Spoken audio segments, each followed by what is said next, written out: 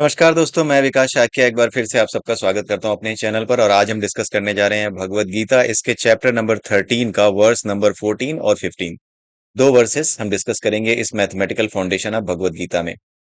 तो इसमें जो कुछ भी हम डिस्कस कर रहे हैं उसको मैथमेटिकल फार्मूला के फॉर्म में कन्वर्ट करने की कोशिश कर रहे हैं, सो दैट उन फार्मूलाज को देख करके आपको चीजों को समझने में आसानी हो। राइट, क्योंकि हम लोगों ने आज के समय में साइंस मैथ्स इन चीजों पे ज्यादा जोर दिया है। हमारा एक लॉजिकल माइंडसेट साइंस और जो आधुनिक विज्ञान आधुनिक गणित है, जो मॉडर्न मैथमेटिक्स है, उसको लेकर के काफी अच्छा हमारा जो माइंड है वो वायर्ड हो चुका है, हमारी वायरिंग वैसे हो चुकी है। इसलिए चीजों को ठीक से समझने के लिए ही हम ये सीरीज लेकर के आए हैं, ताकि साइंटिफिक और मैथमेटिकल फॉर्म में जो भी ये उपदेश दिए गए हैं उनको कन्वर्ट करके हम इजिली आपके सामने रख सकें और आपको इन्हें समझने में थोड़ी आसानी हो। तो आइए देखते हैं 14वें श्लोक में क्या कहा जा रहा है। 14वें श्लोक में यह कहा जा रहा है कि उनके हाथ पैर आंखें सिर तथा मुंह और कान सर्वत्र फैले हुए हैं। यानी हमारे शरीर में जितने भी अंग आप देख सकते हैं, ये सारे के सारे अंग परम पुरुष यानी परमात्मा उनमें भी बताए जा रहे हैं। और ये बताया जा रहा है कि वो सारी चीजें हर जगह फैली हुई हैं। असल में परमात्मा कुछ और नहीं है, वो अप्रकट रूप में परम ऊर्जा ही है, द सुप्रीम एनर्जी। जिस चीज को हम कहते हैं कि ये पूरा ब्रह्मांड जिस एनर्जी से बना हुआ है, जिस एनर्जी से चल रहा है, उसी को परम ऊर्जा या सुप्रीम एनर्जी कहते हैं। ठीक है, ये जो सुप्रीम एनर्जी है, इस एनर्जी के अंदर ये एनर्जी पता है क्या? ये एनर्जी कुछ और नहीं है, ये इलेक्ट्रोमैग्नेटिक एनर्जी है। This is nothing but electromagnetic energy. अगर आप एक बुक है श्री युक्तेश्वर गिरी जी की, आप उस बुक को पढ़ते हैं तो उस बुक में ये बताया है, युक्तेश्वर गिरी जी ने समझाया है, वेदों के सार को समझाने की कोशिश की है। तो उसमें उन्होंने यही बताया है कि हर चीज इलेक्ट्रिसिटी ही है, इलेक्ट्रिक पार्टिकल्स ही हैं, हर चीज इलेक्ट्रिक पल्सेस ही हैं इस पूरे के पूरे नेचर में। और दूसरी चीज है मैग्नेटिज्म। तो इलेक्ट्रिसिटी और मैग्नेटिज्म, इन दोनों का कॉम्बिनेशन ही है। और ये किताब उन्होंने लिखी थी 1893 में। सोचिए, जब इलेक्ट्रॉन की खोज भी नहीं हुई थी तब ये किताब लिखी गई थी। इलेक्ट्रॉन की खोज हुई थी 1897 में और ये बुक आई थी 1893 में। और उन्होंने ये बात हमें बता दी कि जो कुछ है वो इलेक्ट्रिसिटी है। और आने वाले समय में 1893 में वो ये बात कहते हैं कि आने वाले समय में जो व्यक्ति आज विद्युत के प्रभावों को नहीं जान पाया है, वो विद्युत को समझ जाएगा। और उसके आगे आने वाले समय में जब त्रेता युग का समय आएगा, तब वो किसको समझ जाएगा? मैग्नेटिज्म को समझ जाएगा। ठीक है, तो वो एक अलग सब्जेक्ट है, लेकिन हाँ, यहां पर आप इस बात को समझ लीजिए कि जो इलेक्ट्रिसिटी है और मैग्नेटिज्म है, यही सब कुछ है। सब कुछ इलेक्ट्रिसिटी है, विद्युत ऊर्जा ही है। इस विद्युत की बात हमारे वेदों में भी की गई है, ऋग्वेद में भी विद्युत की बात की गई है। राइट, विद्युत ऊर्जा के बारे में बात वहां पर भी की गई है कि किस प्रकार से ये ऊर्जा अपना सारा काम करती है। ठीक है, तो ये जितने भी अंग है हमारे अंदर, चाहे वो आंखें हो हमारी, चाहे वो कान हो हमारे, ये सब क्या है? ये सब अलग अलग इलेक्ट्रिकल एनर्जी के फॉर्म्स हैं। ये इलेक्ट्रिकल पल्सेस का एक अलग रूप है। ठीक है, हमारी आंखें सिर्फ देखने का काम कर सकती हैं, इनसे सुनने का काम नहीं किया जा सकता। अगर हमारे कान खराब हो जाएं, हम सुन ना पाए, तो आंखों का इस्तेमाल करके आप नहीं सुन सकते। क्योंकि हमारी जो विद्युत ऊर्जा जो कि आंखों को चलाती है, वो विद्युत ऊर्जा जो कि आंखों को आंख बनाती है।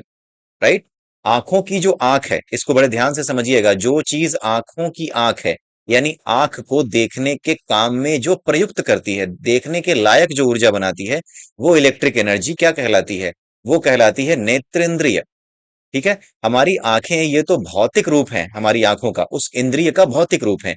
ऐसे समझ जाइए कि जो बिजली है, जो विद्युत है, वो क्या है? वो तो रॉ फॉर्म में कहीं भी दिखाई नहीं देती कि कैसी दिखती है, कैसा फॉर्म है उसका। लेकिन जब एक विद्युत एनर्जी, जब वो मैकेनिकल एनर्जी में बदलती है, तब जाकर के वो पंखे में या किसी मशीन में हमें दिखाई देती है कि हाँ, ये विद्युत ऊर्जा ही है, अंत में ये बिजली ही है। ये जो पंखा चल रहा है, जो यांत्रिक ऊर्जा में यानी मैकेनिकल एनर्जी में कन्वर्ट हुआ है, वो कुछ और नहीं है। वो केवल और केवल क्या है? वो एक विद्युत ऊर्जा ही है, जो अब कन्वर्ट होकर के हमें मैकेनिकल फॉर्म में दिखाई दे रही है। ठीक है, तो ये जितनी भी हमारी इंद्रियां हैं, चाहे वो आंखें हो चाहे वो कान हो, ये सब अलग अलग प्रकार की जो विद्युत ऊर्जाएं हैं, उन सब का एक उसमें रूपांतरण है। ठीक है, जो विद्युत ऊर्जा हमारे आंखों को देखने के काम में आ रही है, उस विद्युत ऊर्जा का ही एक रूप प्रकाश के रूप में प्रकट होता है। प्रकाश के रूप में प्रकट होने के लिए अलग तरीके की चीज चाहिए। और जो यांत्रिक मैकेनिकल फॉर्म में प्रकट होना है अगर विद्युत ऊर्जा को, तो उसके लिए अलग चीज चाहिए। राइट, अलग ही प्रकार का उपकरण चाहिए। तो हमारी आंखें, हमारे कान, ये क्या है? ये उपकरण है। These are the these are the kind of machines. कुछ मशीन आप समझ सकते हैं, जैसे एक मशीन होती है, उस तरीके से ये उपकरण है। हमारी आंखें मशीन है, हमारे कान मशीन है। इन सभी मशीनों में विद्युत ऊर्जा, वही ऊर्जा जो पूरे संसार को चला रही है, वो अलग अलग रूपों में व्यक्त होती है। जो कान के रूप में व्यक्त होती है, जो कान की इंद्रिय है, ठीक है, कान की इंद्रिय कान नहीं है, कान केवल एक यंत्र है, ये कान की इंद्रिय नहीं है। कान को आप इंद्रिय नहीं कहते हैं, ये इंद्रिय इसके पीछे छुपी हुई है जो कान को कान बनाती है। वो विद्युत ऊर्जा जो कि कान को सुनने के काम में लगाती है, वो विद्युत ऊर्जा कहलाती है कर्णेंद्रिय, यानी कानों की इंद्रिय। आंखों से देखने के काम में जो ऊर्जा लगाई जाती है, जो ऊर्जा आंखों को देखने के काम में लगाती है, उसे कहा जाता है नेत्रेंद्रिय। ठीक है। और उसी प्रकार बोलने के काम में जो ऊर्जा लगाई जाती है, वो बोलने की इंद्रिय है, वाक इंद्रिय है। तो हर प्रकार की, विभिन्न प्रकार की ऊर्जाएं हमारे शरीर में विद्यमान हैं। और ये ऊर्जाएं हमारे शरीर में तभी हो सकती हैं जब ये ऊर्जाएं, इस प्रकार की ऊर्जाएं, भाई आंखों में जो विद्युत ऊर्जा है, ये ऊर्जा एग्जिस्ट करती है इस यूनिवर्स में, तभी तो हमारे पास आंखें हैं, तभी तो आंखों की इंद्रिय हमारे पास है। राइट, यानी वो इलेक्ट्रिकल एनर्जी जो कि आंखों को आंख बनाती है, वो ऑलरेडी इस यूनिवर्स में, इस सृष्टि में मौजूद है। बिना उसके मौजूद हुए हम देखने का काम नहीं कर सकते। हमारे पास भी आंखों को देखने में प्रयुक्त करने वाली ऊर्जा हमारे शरीर में भी व्यक्त नहीं हो सकती थी जब तक कि वो बाहर ना होती। जो कुछ हमारे बाहर है वो जो कुछ हमारे भीतर है वो बाहर भी होता है। इस यूनिवर्स में हमारे भीतर वो चीज कोई हो ही नहीं सकती जो यहाँ से बाहर या इस यूनिवर्स में एग्जिस्ट न करती हो। हमारे भीतर ऐसी कोई चीज नहीं हो सकती जो बाहर एग्जिस्ट न करती हो। हमारे शरीर में जितने भी मिनरल्स पाए जाते हैं, जितने भी प्रोटीन, विटामिन, जो कुछ भी मिलता है, वो किसी न किसी फॉर्म में, किसी न किसी रूप में बाहर भी अवेलेबल है। जैसे हमारे शरीर में प्रोटीन है, लेकिन वो प्रोटीन बाहर अमीनो एसिड के फॉर्म में अवेलेबल है। राइट, वही हमारे शरीर में प्रोटीन में कन्वर्ट हो जाता है। तो किसी न किसी अन्य रूप में ऊर्जा कभी समाप्त नहीं होती, वो एक रूप से अन्य रूप में बदलती रहती है। तो जब वो एक रूप में रहती है, दूसरे रूप में दिखाई देती है, बदल जाती है, तो हम कहते हैं कि ऊर्जा कन्वर्ट हो गई, लेकिन ये नष्ट कभी नहीं होती। तो जो कुछ हमारे बाहर है वही हमारे भीतर हो सकता है। अगर हमारी पृथ्वी पर पानी है तो निश्चित रूप से पानी इस पूरी की पूरी सृष्टि में कहीं ना कहीं अवेलेबल है। पानी को पानी बनाने वाले तत्व अवेलेबल हैं। तो बिना आंखों की ऊर्जा के हुए, इस सृष्टि में आंखों की ऊर्जा के हुए बिना हमारे पास आंखें नहीं हो सकती। तो ईश्वर की जो आंखें हैं, उन्हें क्या कहा जाता है? उसे ऊर्जा कहा जाता है कि ये वो ऊर्जा है, ये ईश्वर की आंखें हैं जो सबको आंखों के रूप में दिखाई दे रही है। सभी की आंखों में ईश्वर के द्वारा दी गई आंखें, या फिर ये कह लीजिए कि ईश्वर की आंखें ही चमक रही हैं। सबकी आंखों के माध्यम से ईश्वर की ही आंखें चमक रही हैं। सबके कानों के माध्यम से ईश्वर ही सुन रहा है। सबके मुख के माध्यम से ईश्वर ही बोल रहा है। राइट, ये सारी चीजें यहाँ पर इस भगवत गीता के श्लोक में समझाई गई हैं। बड़े आराम से यहाँ पर लिख दिया गया है, उनके हाथ, पैर, आंखें, सिर तथा मुंह, कान सर्वत्र फैले हैं। लेकिन जो लोग नहीं समझ पाते इस बात को, खास करके जो हिंदू धर्म के विरोधी हैं, वो कहते हैं क्या लिखा हुआ है, कहीं नहीं दिखाई देता, कोई दिखा दे इतना बड़ा आदमी जिसके हाथ पैर आंख, अब उसको कोई क्या समझाए, उसे नहीं समझाया जा सकता। ये समझने वाली भाषा है, इसे समझना पड़ता है। इसे विद्वानों ने लिखा है, ये अलंकारिक रूप में लिखा गया है, गूढ़ भाषा में लिखा जाता है। मैंने पहले ही बताया है कि हिंदू धर्म में गूढ़ भाषा में बातें इसीलिए लिखी गई हैं क्योंकि ये बातें अगर असुरों को समझ में आ गई, दुष्टों को समझ में आ गई, तो वे इसका गलत इस्तेमाल कर सकते हैं। इसीलिए उनके सामने ये चीजें ऐसी रखी गई हैं कि उन्हें ये केवल एक मजाक की चीज दिखाई दे। ठीक है, जब भी राक्षसों को उपदेश दिया जाता था, कोई ऋषि मुनि उपदेश देता था कि इस रास्ते पर क्यों चल रहे हो, तुम्हारी आत्मा की हानि होगी, तो वो राक्षस ये कहता था, आत्मा वात्मा ये सब मुझे मत बताओ, तुम ये बताओ कि तुम सिर से खाऊं तुम्हें तो तुम ज्यादा स्वादिष्ट लगोगे, या पैर से खाना शुरू करूं तो ज्यादा स्वादिष्ट लगो। फिर खूब जोर से हंसता था। ऐसी ही हरकत आज के समय में आज के असुर करते हैं, जिन्हें ज्ञान नहीं है, और हिंदू धर्म का या सनातन धर्म का, किसी भी धर्म का बिना समझे वो मजाक उड़ाते हैं। ये वही लोग हैं, इसी प्रकार के लोग हैं, बस इनके सिर पे सींग नहीं है। पुराने समय में राक्षस पहचान में आ जाते थे क्योंकि उनके सिर पे सींग होते थे। अब क्या है, बिना सींग वाले राक्षस हैं, पता नहीं चलता, लेकिन उनकी हरकतें देखते ही आपको समझ में आ जाता है। ठीक है, तो जैसे हमारे पास आंखें तब तक नहीं हो सकती जब तक आंखों को आंख बनाने वाली ऊर्जा या चेतना इस संसार में, इस पूरी सृष्टि में ना हो। और जिससे ये चेतना है उसे ही परम चेतना या परमेश्वर या परम ऊर्जा कहा जाता है, या परम चेतना कहा जाता है, वही परमात्मा है।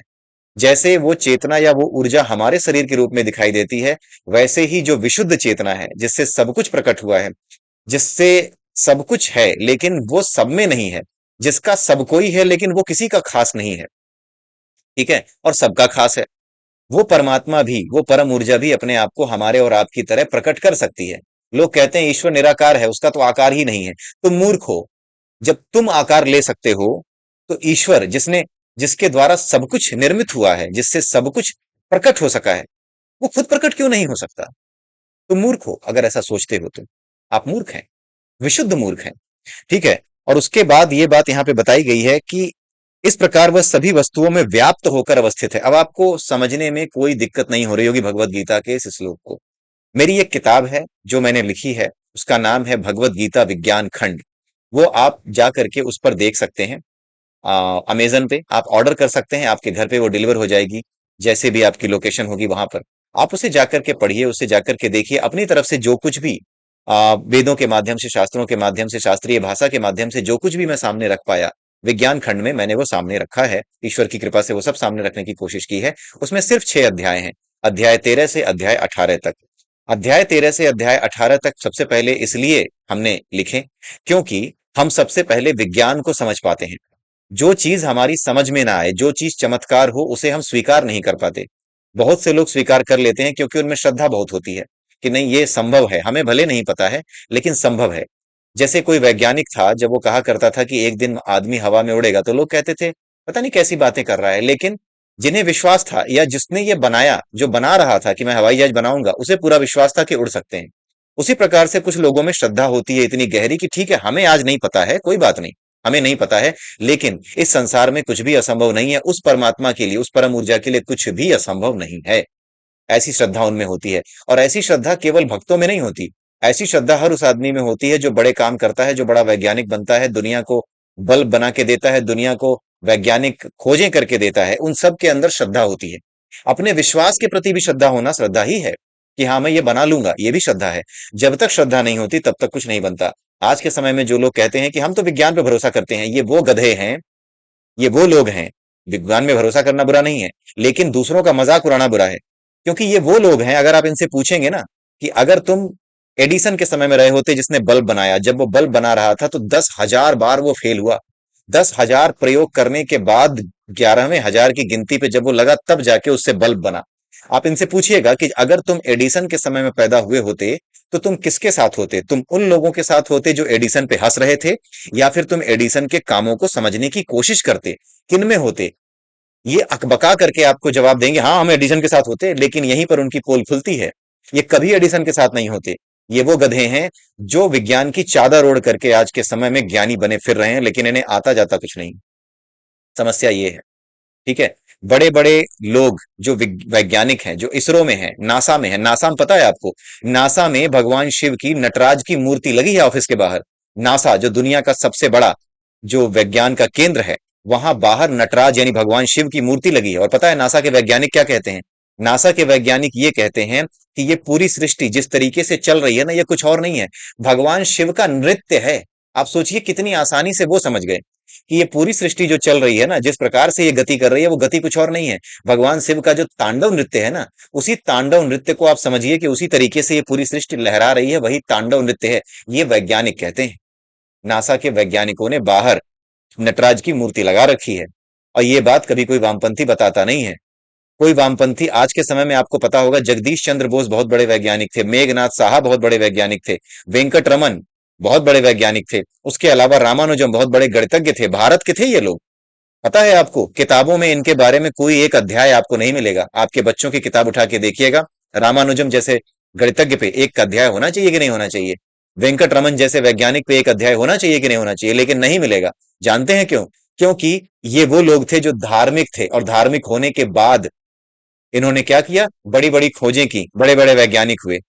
ये इतने बड़े बड़े वैज्ञानिक हुए, इतने बड़े बड़े गणितज्ञ हुए, और इन लोगों ने ये खोजें की, तो जैसे ही वो ये बात कहेंगे कि जो पाखंड करता है, मतलब उनके तो पाखंड के हिसाब से यही है कि धार्मिक होना पाखंड है। ठीक है, उनके हिसाब से यही है। लेकिन जैसे ही वो इनकी बात करेंगे, वैसे ही उनके तथ्य कमजोर पड़ जाएंगे। इसलिए हमारे बच्चों की किताबों से ही इनके अध्याय हटा दिए गए। इनके बारे में बताया ही नहीं जाता कि वेंकटरमन कुछ थे। कुछ नहीं पढ़ाया जाता। तैयारी करते हैं आप तब पढ़ाया जाता है। रामानुजम के बारे में ये कहा जाता है, रामानुजम खुद कहते थे कि जब भी कोई गणित का सूत्र सामने आता है, तो गणित का कोई सूत्र ऐसा हो नहीं सकता जिसमें ईश्वरीय कृपा ना हो या ईश्वर को व्यक्त ना करता हो। ये उनके साफ स्टेटमेंट थे। और वो ये कहा करते थे कि मेरे सपने में काली मां आकर के मुझे गणित के सूत्र बताती हैं। सोचिए, एक बहुत बड़ा गणितज्ञ भारत का जो इतना सम्माननीय है, वो ये कहता है कि काली मां, जो नाम, जिनका एक रूप है नामगिरी देवी, नामगिरी देवी काली मां का एक रूप है, उनके बारे में ये कहते थे कि वही आकर के मुझे स्वप्न में गणित के फॉर्मूले बताती हैं, वो सूत्र बताती हैं। राइट, आप सोचिए अगर इनके बारे में पढ़ाया जाए, इनके बारे में बताया जाए, तो ये बातें जब खुलेंगी तो होगा क्या? आप लोग खोजेंगे ना कि इनके बारे में इनका धार्मिक इंक्लिनेशन क्या था, आप खोजेंगे, आपको पता लगेगा। और यही बातें वो नहीं चाहते कि पता लगे। उन्हें दूसरी चीजों से दिक्कत नहीं है, उन्हें जन्नत में शराब से दिक्कत नहीं है, कभी उनके मुंह से कोई बात नहीं निकलती कि ये सब क्या है, कभी नहीं निकलती। लेकिन हिंदू धर्म में हर चीज के खिलाफ उनके मुंह से चीजें निकलती रहती हैं।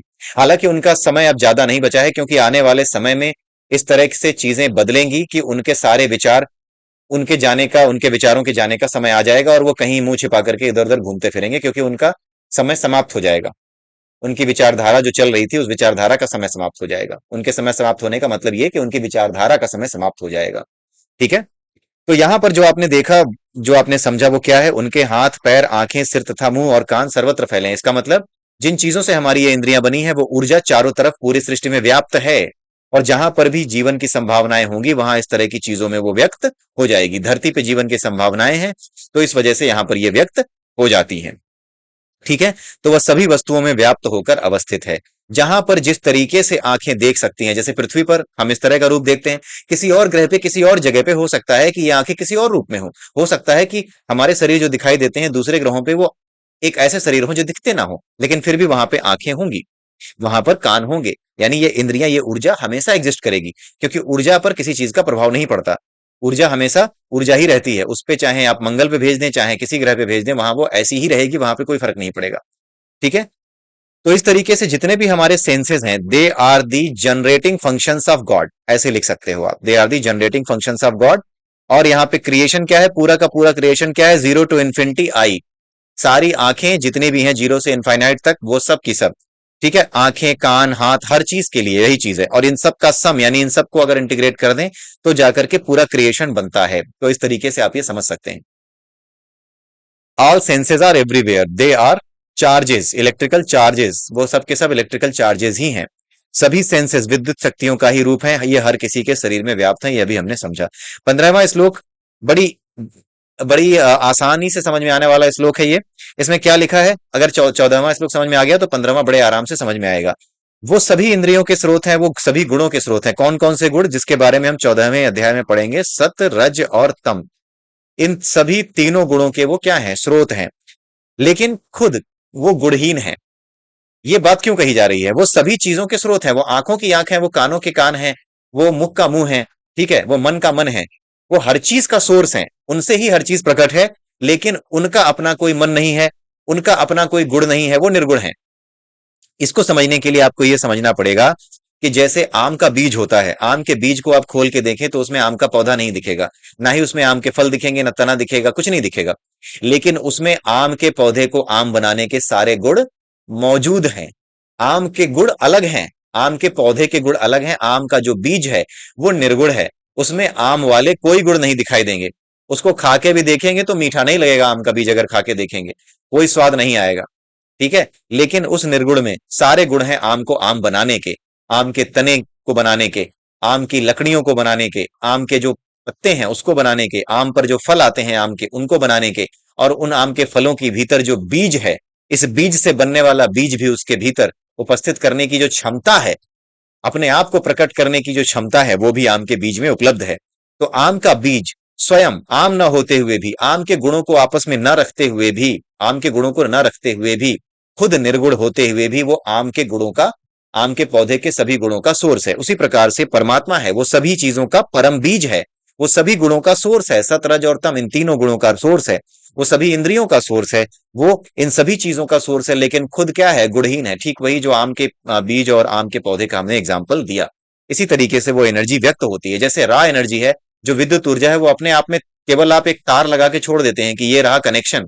अब इस कनेक्शन को आप चाहे अपने एसी से जोड़िए, चाहे आप कूलर से जोड़िए, चाहे पंखे से जोड़िए, जिससे जोड़ेंगे उसी रूप में व्यक्त हो जाएगी वो एनर्जी। लेकिन विद्युत ऊर्जा तो विद्युत ऊर्जा ही है, वो अपने रॉ फॉर्म में तो विद्युत ही है, वो इलेक्ट्रिक करंट ही है। तो यही चीज यहाँ पे समझाई गई है।